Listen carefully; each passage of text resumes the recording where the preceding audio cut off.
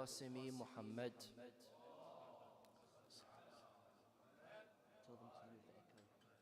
وعلى آل بيته الطيبين الطاهرين المعصومين الذين أذهب الله عنهم الرجس وطهرهم تطهيرا. عظم الله أجورنا وأجوركم بمصابنا بأبي عبد الله الحسين عليه السلام. My condolences to all my brothers and sisters on the tragic event that we are commemorating, the martyrdom anniversary of our beloved Imam Al-Hussein ibn Ali alayhim as-salam, and the massacre of Karbala. It's been a very quick 10 days, alhamdulillah, and I'm very sure that all of us have somehow benefited from these holy nights and holy days, especially in not only learning about our Imam and the tragic event that occurred on the day of Ashura, but also expressed our grief and mourning ceremonies and participated as much as we can to be, inshallah, a part of the servants and khuddam of Imam Hussein alayhi salam. This itself is a very big tawfiq, where one is able to be classified as someone who has contributed in spreading the message of Sayyid al-Shuhada alayhi salam. And therefore, everything that we do, everything that we've contributed should never be taken for granted, whether it be adorning ourselves with black clothes, whether it be cooking, distributing, helping with cleaning, or even the very participation of a majlis is extremely, extremely important. Especially in this society that we live in, where we do have alternative access to these kind of programs, but yet we still insist to leave the comfort of our home and participate in person, because we know that itself is an act of worship. I think among the fundamental questions that we can ask ourselves is whether or not this whole revolution that Imam Hussein alayhi salam started with was successful. What is the evaluation method that we use in seeing if, through our evaluating message, that the objectives and the goals that Imam Hussein alayhi salam wanted to achieve were achieved?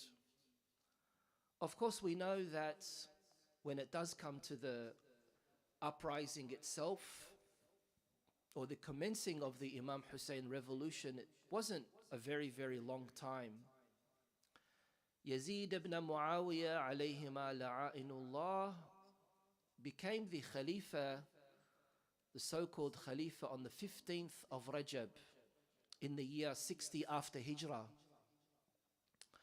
And as we know, the event of Ashura occurred on the 10th of Muharram in the year 61 after Hijrah. So we can say that it pretty much didn't exceed more than 5 months as a whole from the beginning of what Imam Hussein alayhi salam wanted to do until its end. Of course, there was a lot of groundwork that was happening before that, especially when we know that Muawiyah had a very long opportunity for him to be able to establish what it is that he wanted in transferring the leadership of the Islamic Ummah from that of Rasulullah and Ahlul Bayt to the Bani Umayyah clan.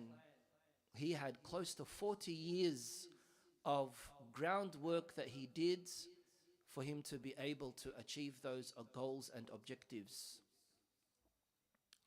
It was unprecedented that among the Muslims or the Arabs of that time, that while the previous ruler was still alive, he would be requesting or rather demanding people to pledge allegiance and do bay'ah to the next so-called leader.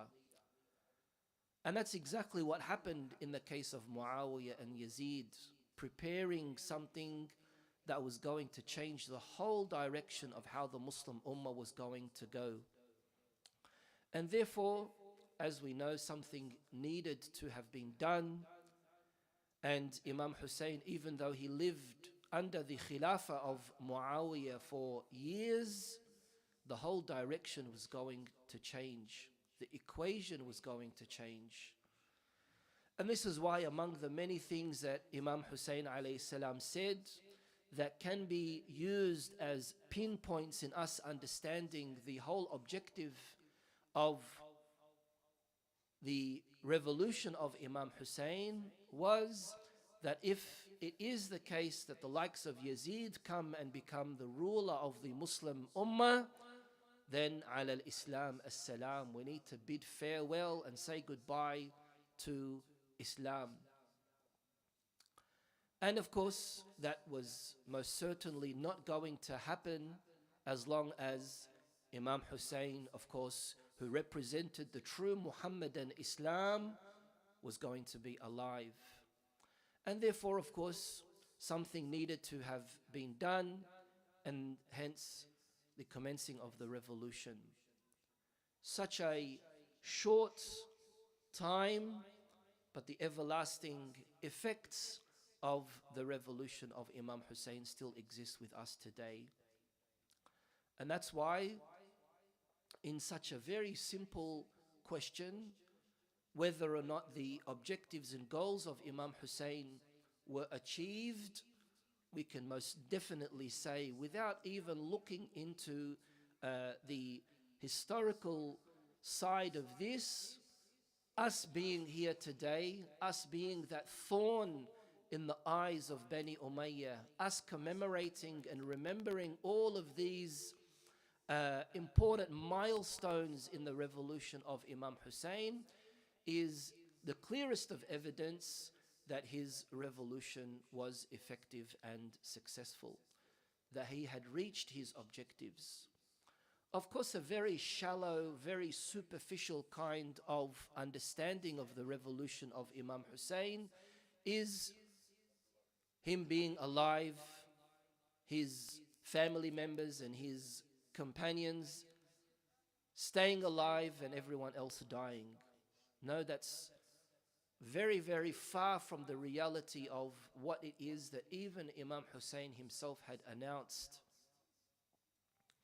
From the very beginning, Imam Hussein had not given anyone any kind of false hope or any kind of fake promises. From the get-go, Imam Hussein said that whoever wants to join us, whoever wants to participate in this uprising, whoever wants to sacrifice themselves for us, then they should join us. فَلْيَرْحَلْ مَعَنَا. And he had mentioned on more than one occasion that there's no turning back, there's no going back, that this is a path towards martyrdom. And hence, as a result, we can see that those who did join Imam Hussein from the beginning, their number did not diminish. In some cases, the number increased, especially towards the event of Ashura, because those who were around Imam Hussein were tested on so many occasions. He was able to proudly announce that he has not seen any companions as loyal and better than his companions. And so when we look at a revolution, or when we look at objectives that a revolutionary person wants to achieve, it does not matter if they stay alive or if they end up losing their lives, as long as that objective is achieved. We know for a fact that with Yazid being an outwardly corrupt, an outwardly immoral person, that Islam was going to be in danger should he be allowed to rule without any kind of opposition. What happened in Medina al-Munawwara during this time was so devastating for the Muslims. Although the majority of Muslims kept absolutely quiet, but from what we can see in the books of history is that Medina al-Munawwara became pretty much a center and hub for fisq and fujur, for corruption and immorality. So much so that the people of Sham would hire singers and dancers and musicians that were being exported from Al-Medina al-Munawwara. And as for Yazid himself, looking at, of course, whether or not the aftermath of Karbala was effective and reaching its goals, Yazid only became the Khalifa for 3 years of his life. And as we all know, in the first year of his Khilafah, he committed the atrocity of the massacre of Karbala. In the second year of his Khilafah, Istibaha al-Medina, where he turned Al-Medina al-Munawwara, the city of Rasulullah sallallahu alayhi wa alihi, into bloodshed with the Battle of Al-Harra. And I do advise my brothers and sisters to read about the event of Al-Harra and the number of people who were killed as a result of Yazid sieging this holy city and the great massacre that occurred at that time. And in the 3rd year of Yazid's Khilafah, he attacked Al-Ka'bah al-Musharrafa with a catapult. And so just imagine if there wasn't that kind of opposition initiated by Imam Hussein alayhi salam, where the overwhelming majority of Muslims were staying absolutely quiet. How many people in the army of Yazid that came and participated in the battle against Imam Hussein did not know that he was Imam Hussein? 0. Absolutely every person knew very well that it was the grandson of the Holy Prophet that they were fighting. Whether or not they actively participated by shooting an arrow or throwing a spear or a rock or pillaging the tents after the martyrdom of the Shuhada is something else. But we do know that for some reason the Muslims were entering into a very, very deep slumber. And the awakening of the Muslim Ummah needed to occur. And therefore we can see that even with the message talking about the objectives that Imam Hussein wanted to achieve, we can see that in the message of Karbala, it wasn't a military revolution. It wasn't all about fighting and waging a war. Who on God's earth, if they wanted to start or initiate a military revolution, take with them women and children? The objective and the purpose that Imam Hussein alayhi salam had was greater than that. And this is why when we can see the Muslim Ummah reaching its plight in how dangerous it was going, spiraling all the way down, so much so that it was getting worse than the Jahiliyyah era of pre-Islam, of course, something needed to have been done. Wanting to uproot the very existence of Bani Hashim was ultimately what it is that Bani Umayyah wanted to do.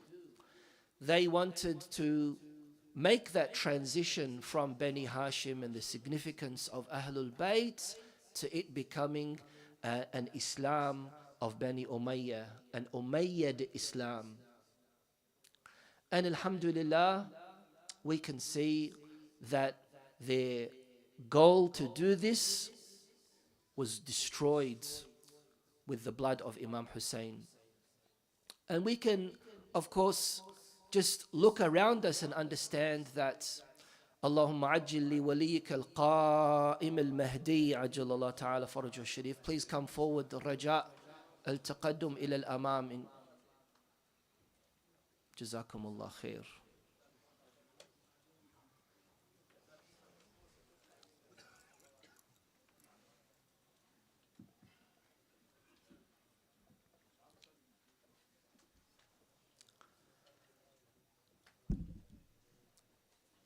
So what we're saying is that the most pure of people, in order to bring about that shock in the Muslim Ummah, had to sacrifice himself. And of course, this also meant that he was going to have to go up against the most evil of people of his time. And for us, as those who are affiliated to the madhab of Ahlul Bayt alayhim as-salam, this is as clear as can be, the purest of people going against the most evil of people. But don't compare yourself to those who are around you, and see, alhamdulillah, that you have been guided to recognizing very clearly the distinguishing between the haqq and the batil. For majority of Muslims around the world today, it's still very grey. And therefore, this is yet another way of how we are able to understand the successful objectives of Karbala. Another very important point is that the values that we can understand from Karbala really showed what the pure Islam represents. Because Karbala was all about fighting for values. Let me ask you a question. Where can you see in the army of Imam Hussein any level, any degree, any percentage of wanting to extract revenge or losing anger or control? Right now, if we are in the road driving and someone out of place beeps their horn at us, it turns into road rage. We lose our control and anger. What happens if we were put in a situation where something like a family member of ours was being slaughtered?